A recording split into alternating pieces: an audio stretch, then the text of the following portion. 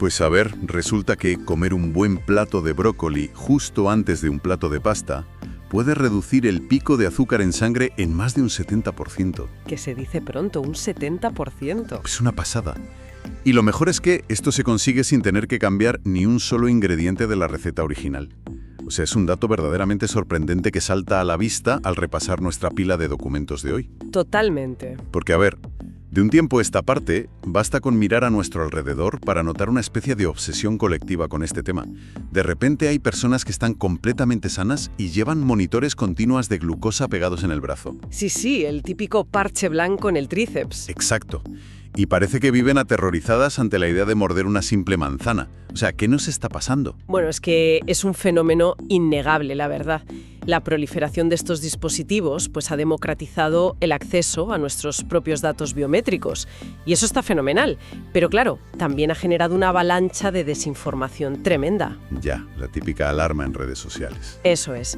Por eso el objetivo de nuestro análisis a fondo de hoy, sumergiéndonos en 4 fuentes clave que van desde literatura médica pura hasta libros de divulgación científica, es separar precisamente ese alarmismo mediático de la biología real. Qué buena falta hace. O sea, queremos entender qué es exactamente lo que ocurre en nuestro torrente sanguíneo, cuándo debemos preocuparnos de verdad y, sobre todo, cómo gestionar la respuesta del cuerpo sin tener que demonizar o eliminar los carbohidratos, que parece que ahora son el demonio. Claro, pues para empezar con una base sólida, porque hablamos mucho de picos y de curvas y todo esto, pero ¿de qué cifras estamos hablando realmente cuando el cuerpo funciona con normalidad? Para tener un poco de contexto. Pues a ver, es vital establecer ese terreno común. En una persona sana, sin ninguna patología metabólica, la concentración normal de glucosa circulando por la sangre cuando está en ayunas se sitúa entre los 70 y los 100 miligramos por decilitro. Vale, de 70 a 100 en ayunas. Exacto. Ahora bien, cuando ingeremos alimentos, esa cifra sube de forma natural, es lo lógico. La comunidad científica empieza a considerar que se ha producido un pico pronunciado cuando se rompe la barrera de los 160 miligramos por decilitro tras una comida. Vale. Entonces, subir hasta 160 es la señal de que ha habido un pico. Pero entiendo que el problema real no es simplemente que suba, sino, o sea, cuánto tiempo se queda ahí arriba, ¿no? Ahí le has dado. Ahí radica la diferencia fundamental entre la fisiología normal y una patología. El término médico para esa subida postprandial, es decir, la subida después de comer, es hiperglucemia. Hiperglucemia, vale. Y si evaluamos a una persona sana, la cifra de alerta para empezar a investigar si algo falla no es el pico en sí, sino ver si tiene más de 140 miligramos por decilitro a las 2 horas de haber iniciado la ingesta. Ah, o sea que a las 2 horas el sistema ya debería haber limpiado gran parte del azúcar, digamos. Exactamente. Si a las 2 horas sigue por encima de 140, hay un problema en la gestión de esa glucosa. Y bueno, para quienes ya tienen un diagnóstico previo de diabetes, el margen es ligeramente más amplio, situando esa alerta a las 2 horas en los 160 miligramos. A ver si lo entiendo con una imagen mental. Es como si la glucosa fuera el cuentakilómetros de un coche. Me gusta. A ver. Si voy por la autopista y necesito adelantar a un camión, pues piso el acelerador y me pongo a 120 km por hora durante unos segundos. El coche está diseñado para aguantar ese apretón puntual, hace su función y luego vuelve a una velocidad de crucero normal. Claro, eso sería un pico fisiológico totalmente sano. Exacto. Pero si me empeño en conducir a 160 km por hora durante horas y horas, todos los días de mi vida, el motor no va a aguantar la temperatura ni la fricción. Acabará reventando tarde o temprano. Pues esa analogía del motor ilustra a la perfección el peligro de la hiperglucemia crónica frente a la aguda. O sea, el daño no viene del adelantamiento puntual, sino de forzar la máquina sin descanso. Ya veo. Y fíjate, si miramos debajo del capó de nuestro cuerpo, ocurren varias cosas devastadoras cuando esa glucosa se mantiene crónicamente elevada. El primer gran perjudicado, el que se lleva el peor golpe inicial de todos, es el páncreas. Claro, porque es el encargado de producir la insulina, que, si no me equivoco, actúa como la llave para quitar el azúcar de la sangre, ¿verdad? Exactamente, es la llave maestra. Su trabajo es detectar esa glucosa alta y segregar insulina. La insulina viaja por la sangre, se une a los receptores de las células y, literalmente, les permite abrirse para absorber esa glucosa y usarla como energía. Muy eficiente, en principio. En principio sí, Pero si la avalancha de glucosa es constante, día tras día, las células se saturan, empiezan a volverse sordas a la señal de la insulina. Es lo que en medicina llamamos resistencia a la insulina. Madre mía. Y claro, como la llave ya no gira bien en la cerradura, el páncreas, que es un órgano extremadamente trabajador, pues entra en pánico. ¿Y qué hace? Responde segregando todavía más insulina para forzar la entrada del azúcar. O sea, básicamente el páncreas trabaja a destajo hasta que se agota por completo. Literalmente se agota. Sus células productoras acaban claudicando. Y esa es la rampa de lanzamiento directa hacia la diabetes tipo 2, mucho más allá del páncreas. La sangre crónicamente dulce desencadena 3 procesos destructivos a nivel celular. El primero de ellos es la glicación. La glicación. He leído mucho esa palabra en las fuentes, la verdad, pero nunca terminan de explicar cómo funciona físicamente. O sea, ¿qué es? Pues a ver, imaginemos que la glucosa sobrante actúa como un sirope pegajoso y caliente. Vale, un sirope. Cuando hay demasiada circulando por ahí, empieza a adherirse espontáneamente a las proteínas y a las grasas que forman nuestros tejidos, y lo hace sin que ninguna enzima lo controle, a lo loco. Al pegarse a una proteína, por ejemplo, al colágeno de la piel o a las paredes de los vasos sanguíneos, altera completamente su estructura. Las estropea, vamos. Las vuelve rígidas, deformes e incapaces de realizar su función. Es un proceso que acelera radicalmente el envejecimiento celular de todo el organismo, de dentro hacia afuera. Suena terrible, la verdad. Y asumo que los otros 2 procesos que mencionabas no son mucho mejores. Para nada. El segundo es el incremento del estrés oxidativo. Pensemos en nuestras mitocondrias. Que son como las pequeñas centrales eléctricas dentro de las células, ¿no? Esas mismas. Pues se ven totalmente desbordadas al intentar procesar un exceso constante de combustible. Es como una fábrica a la que obligas a producir al triple de su capacidad. Empiezan a fallar y a liberar un subproducto tóxico, que son los temidos radicales libres, que dañan el ADN. ¡Qué barbaridad! Y todo esto, o sea, la glicación y el estrés oxidativo juntos, nos lleva al tercer proceso, que es una respuesta inflamatoria crónica. Claro, el cuerpo se defiende. Exacto. El sistema inmune detecta todo este daño en los tejidos y activa las alarmas, generando un estado de inflamación latente y constante. Y hoy en día sabemos que esa inflamación crónica de bajo grado es la base de la inmensa mayoría de las enfermedades cardiovasculares. A ver, claro, visto así, con las mitocondrias echando humo y el colágeno volviéndose rígido por el sirope entiendo perfectamente que alguien sienta verdadero pánico al ver subir la curva en la pantalla de su móvil. Pero, ¿qué pasa a corto plazo? Porque, a ver, la gente que no tiene diabetes no suele notar sus mitocondrias, pero sí que nota un agotamiento tremendo a media tarde. Ah, claro. Eso nos lleva a la famosa hipoglucemia reactiva. Y ojo, porque es un concepto fundamental para entender el día a día.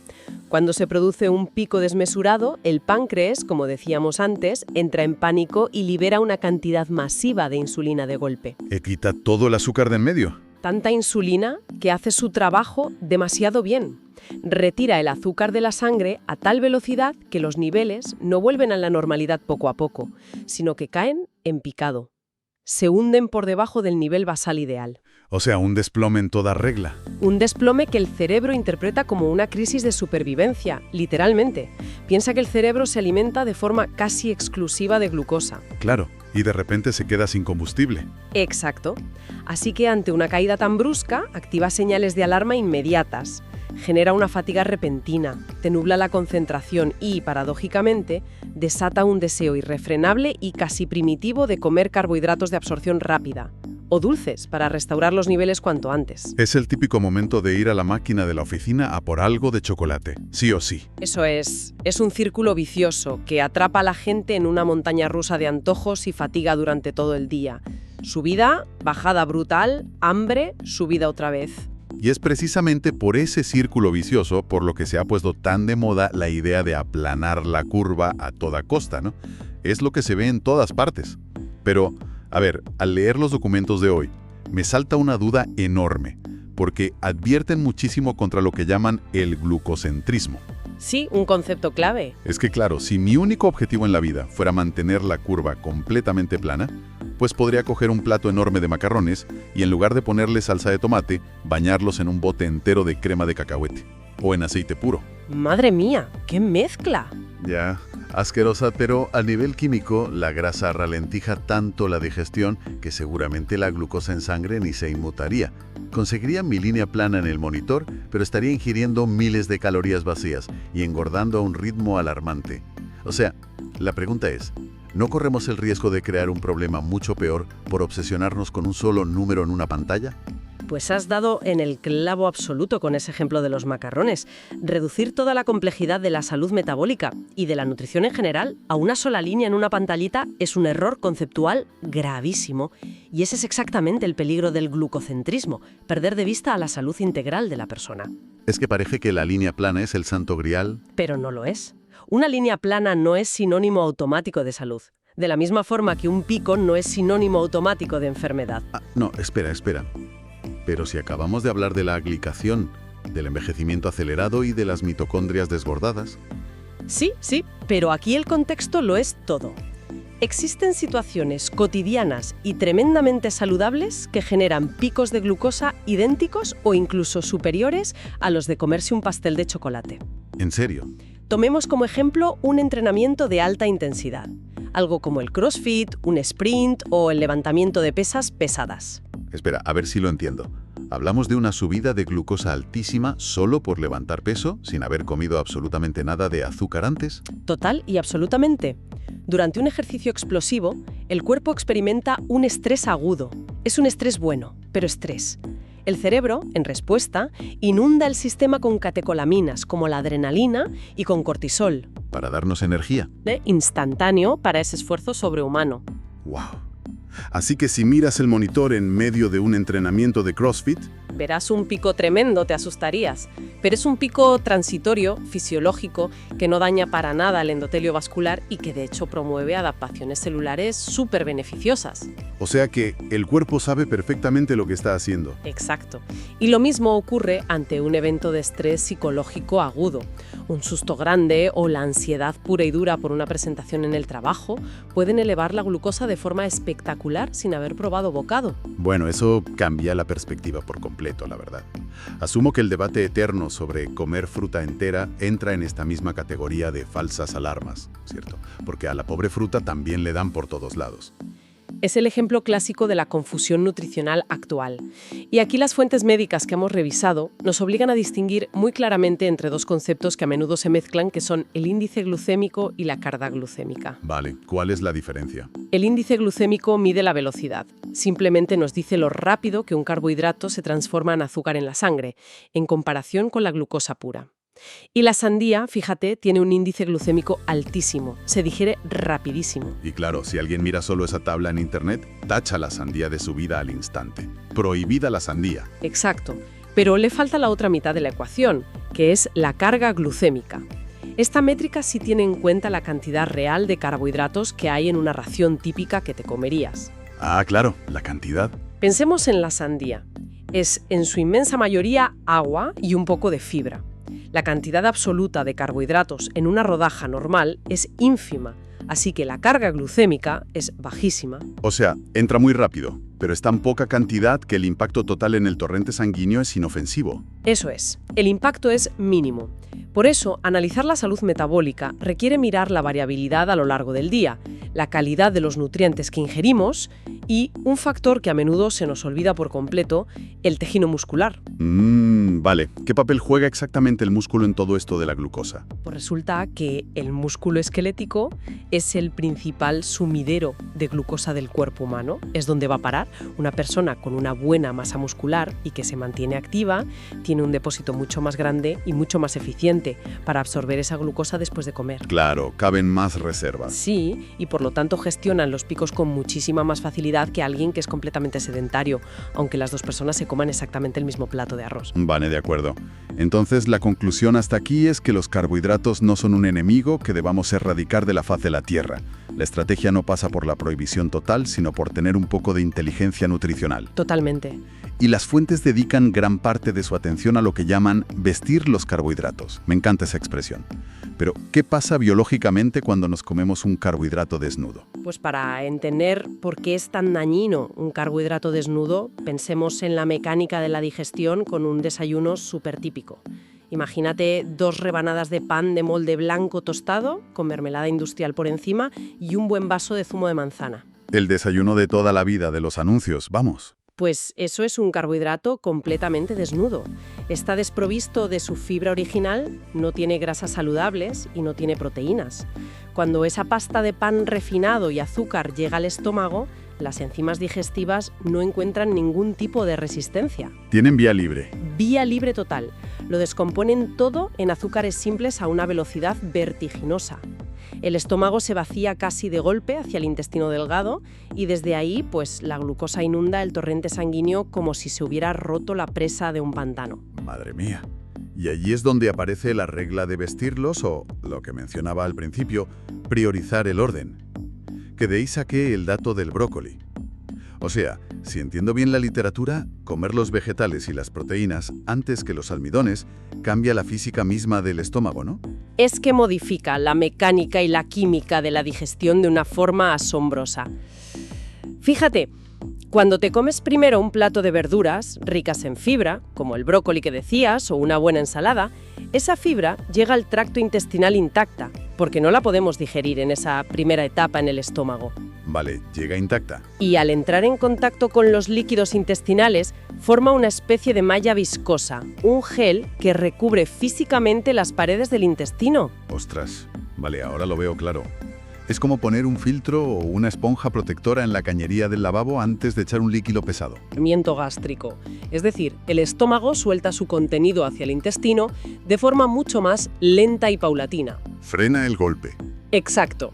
Y segundo, cuando por fin llegan los carbohidratos del segundo plato, digamos la pasta, las enzimas digestivas tienen que atravesar esa barrera de fibra pegajosa para poder trabajar y cortar los hidratos. Les cuesta muchísimo más descomponer las moléculas. ¡Qué locura!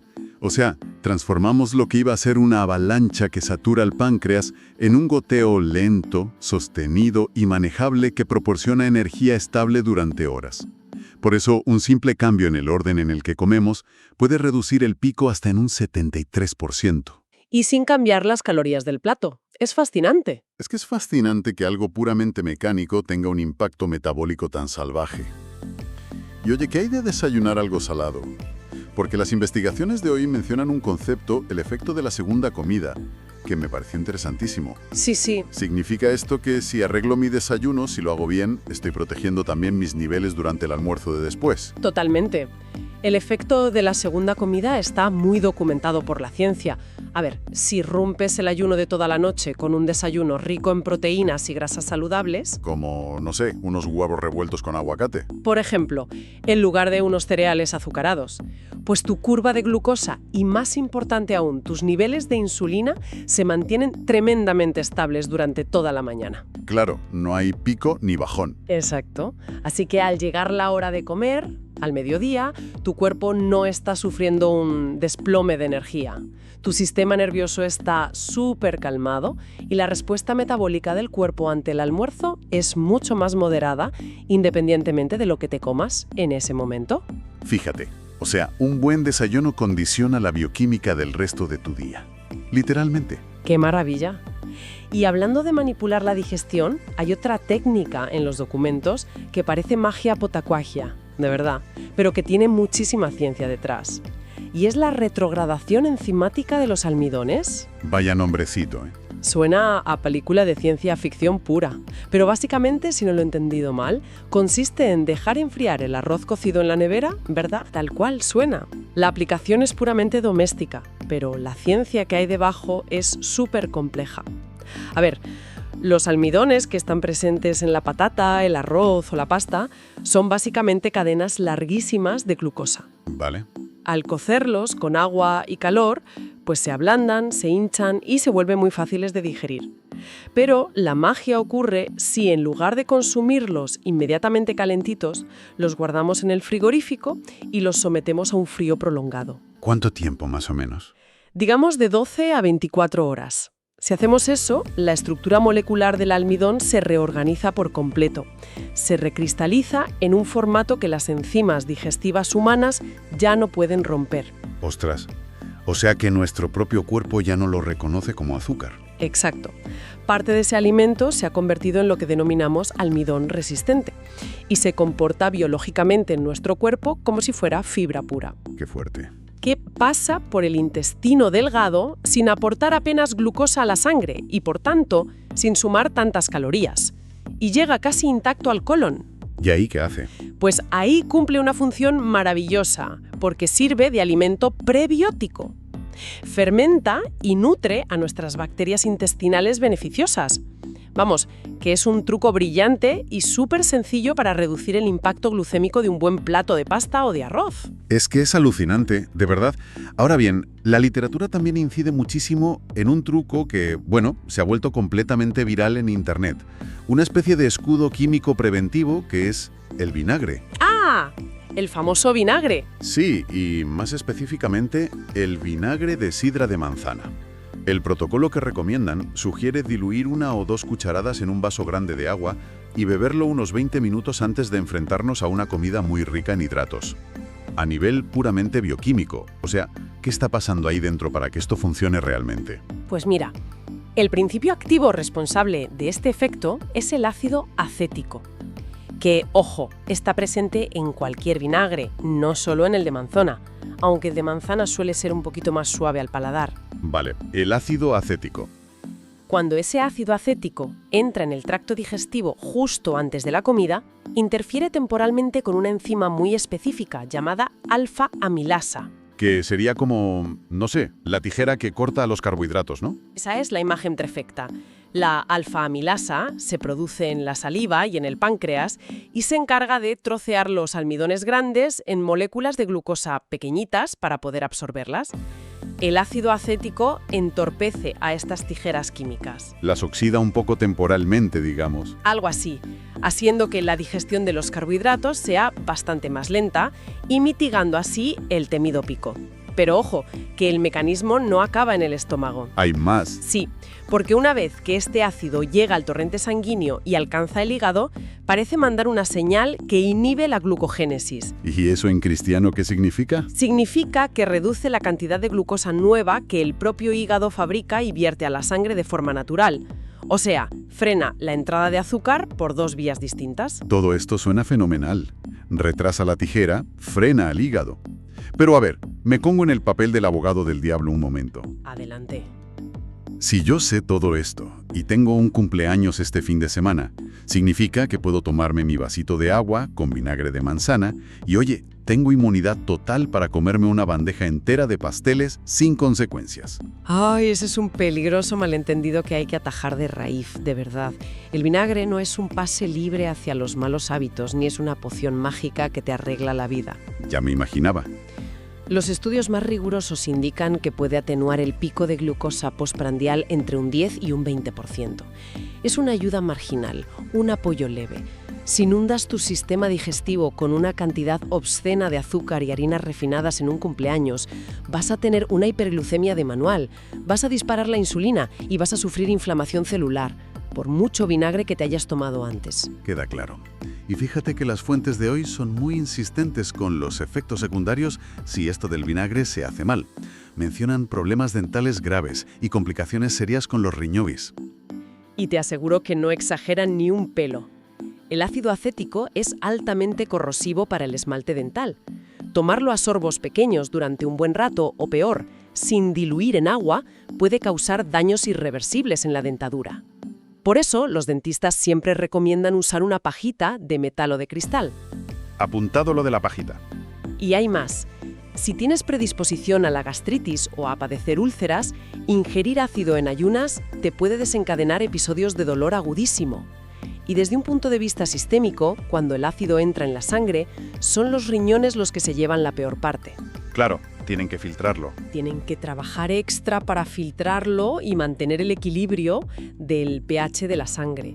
En personas con una función renal comprometida, un exceso continuo de vinagre puede llevar a una acumulación peligrosa conocida como acidemia, alterando la acidez del cuerpo de forma letal. Así que mucho cuidado con las modas virales. Queda clarísimo, sí. Prevención, orden al comer, enfriar los hidratos en la nevera y algo de vinagre, pero con sumo cuidado. Eso es. Pero a ver, vayamos al escenario que todos tememos. Fallaron todas las prevenciones, no hicimos nada de eso, hemos tenido una comida súper pesada, pasó una hora, nos empezamos a sentir aturdidos, con niebla mental, y si tuviéramos un monitor en el brazo veríamos que estamos, no sé, en 200 miligramos por decilitro.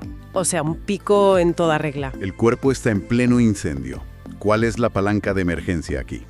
Y te pregunto esto porque lo más intuitivo sería pensar: madre mía, tengo un exceso de azúcar brutal. Voy a salir a correr a máxima velocidad por la calle o hacer flexiones al fallo en el salón para quemarlo a lo bestia.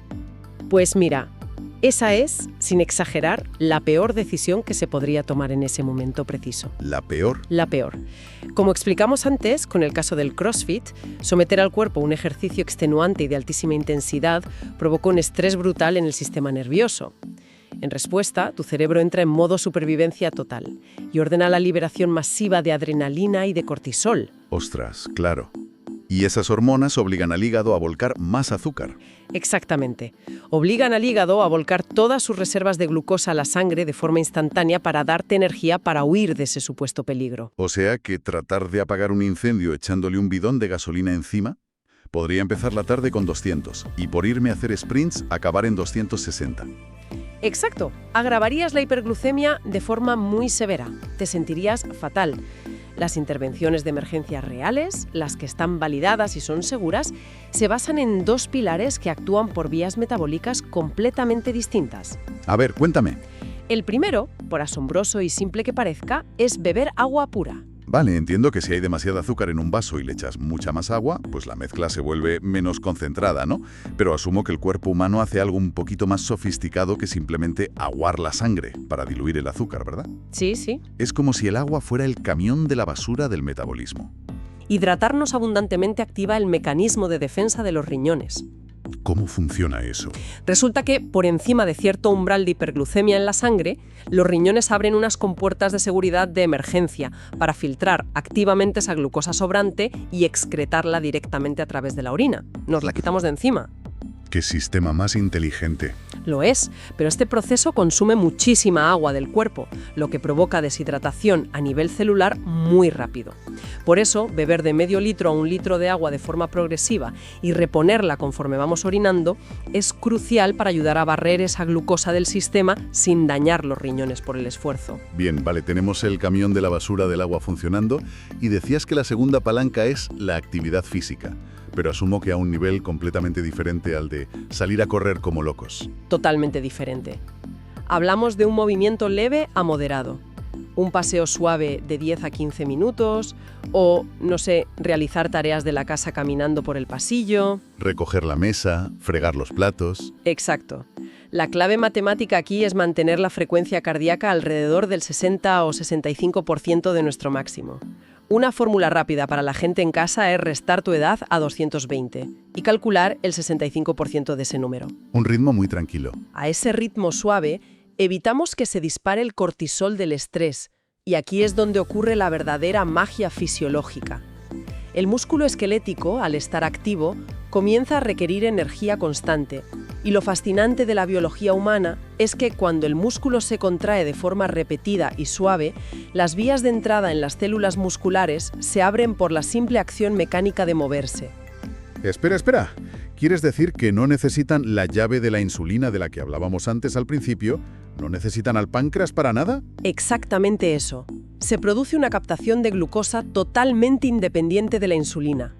El movimiento leve abre unas puertas secundarias en las membranas de las células, aspirando el exceso de glucosa del torrente sanguíneo directamente para usarlo como combustible. Magia pura. Literal, alivia de inmediato el trabajo del páncreas, le quita el peso de encima y aplana el pico en la sangre de manera natural y bastante rápida. Es que es asombroso. Y oye, me llamó muchísimo la atención al preparar el programa un estudio específico sobre un músculo en particular, para quienes, no pueden salir a pasear después de comer porque están atrapados en la silla de la oficina. y hablan del músculo sóleo. Uf, el descubrimiento sobre las flexiones del sóleo ha sido revolucionario en la medicina del estilo de vida hace poquito. El sóleo es un músculo ancho que se encuentra en la parte inferior de la pantorrilla, justo debajo de los gemelos de toda la vida. Vale. Es un músculo postural fundamental. Básicamente nos mantiene de pie y estables sin caernos. A diferencia de otros músculos que están diseñados para esfuerzos cortos y explosivos y que utilizan el glucógeno almacenado localmente, el sóleo está compuesto casi íntegramente por fibras de contracción lenta. ¿Y eso por qué lo hace tan especial para quemar la glucosa en la oficina? Porque esas fibras están diseñadas por la evolución para la resistencia extrema, para trabajar horas y horas y horas sin fatigarse. Por su propia configuración metabólica, el sóleo no almacena grandes cantidades de glucógeno. En su lugar, cuando trabaja de forma continua, extrae los lípidos y la glucosa directamente del torrente sanguíneo que circula por ahí. Extrae el azúcar directamente de la sangre. Directamente. E investigaciones recientes han demostrado que simplemente estar sentados en la silla y levantar repetidamente los talones del suelo, contrayendo el sóleo durante varios minutos, puede acelerar el metabolismo oxidativo local, reduciendo de manera medible la glucemia y los niveles de insulina en todo el cuerpo. Y de forma totalmente independiente a la insulina, como decíamos antes. O sea que algo tan nimio y que parece un tic nervioso como hacer rebotar las piernas bajo la mesa del escritorio es una herramienta científica validada para bajar el azúcar. Literalmente. Y claro, esto desmonta por completo a toda esa industria paralela que te intenta vender, no sé, zumos detox y tés carísimos de alcachofa para limpiar el azúcar de la sangre después de un atracón. Porque, a ver, entiendo que beber un batido verde enorme en plena crisis de azúcar, pues es una locura, ¿no? Es contraproducente en todos los niveles posibles. Un batido verde o un zumo, por muchas vitaminas y por muchas espinacas que lleve, contiene hidratos de carbono provenientes de las frutas o vegetales, además de que hemos destruido gran parte de su estructura fibrosa al pasarlo por la licuadora. Así que le quitamos la esponja protectora. Exacto. Introducir más azúcares simples en un sistema que ya está saturado e incapaz de gestionar la glucosa en ese momento, pues es añadir más leña al fuego del pico. Claro. Y respecto a las infusiones depurativas que te venden por ahí, cualquier beneficio agudo que sienta la persona no proviene de las hierbas mágicas y exóticas, sino simplemente del agua caliente que las acompaña, que como dijimos, activa la filtración del riñón. O sea que con un vaso del grifo hacemos lo mismo. Al final, revisando todos estos mecanismos, pues me da la sensación de que las fuentes de hoy apuntan hacia una conclusión tremendamente liberadora. Y es que no hay necesidad de vivir con miedo al monitor, ni de desterrar un plato de macarrones para siempre. Es que esa es la lectura más madura e inteligente que podemos hacer de la ciencia actual. Se trata de comprender que el metabolismo es un sistema dinámico. Aprender a combinar los alimentos con fibra y proteína, aprovechar pequeños hábitos diarios como el frío en el arroz o el movimiento suave justo después de comer, nos da por fin las riendas del control. ¿Nos quita la ansiedad? Totalmente. Permite que el páncreas y las mitocondrias trabajen sin asfixiarse, previniendo esa inflamación crónica a largo plazo, pero sin sacrificar el placer ni la energía de una buena comida en compañía. Cargar glucosa directamente de la sangre, saltándose por completo a la insulina, simplemente por estar en movimiento a baja intensidad, pues oye, invita a pensar a lo grande. Ya lo creo. Porque si la ciencia demuestra que sentarnos quietos en un sofá o en una silla justo después de comer es la receta perfecta para el desastre metabólico, pues, ¿qué pasaría si nuestras oficinas, nuestros colegios y nuestras ciudades estuvieran diseñados para promover un movimiento leve e inevitable? Uf, cambiaría todo. Imagina escritorios de pie, cintas de caminar lentas bajo la mesa, reuniones que se hacen paseando por un parque. Si lográramos integrar el movimiento constante como parte natural de la sobremesa, en lugar de verlo como una tarea extra de ir a machacarse al gimnasio, ¿hasta qué punto podríamos frenar una epidemia global de diabetes que hoy afecta a 1 de cada 10 personas en el mundo? Sería una revolución de salud pública. Y tanto. Nos pasamos la vida esperando una nueva molécula revolucionaria en forma de pastilla carísima, pero quizá la solución más elegante y efectiva siempre estuvo ahí, en evitar que el motor de nuestro cuerpo se pase todo el maldito día revolucionado a 160 km/h. Una reflexión obligada sobre cómo el entorno moderno, las sillas y las oficinas, chocan de frente con nuestra biología más primitiva. Y con esto cerramos por hoy. Que cada uno saque sus conclusiones la próxima vez que se siente frente a un plato de pasta.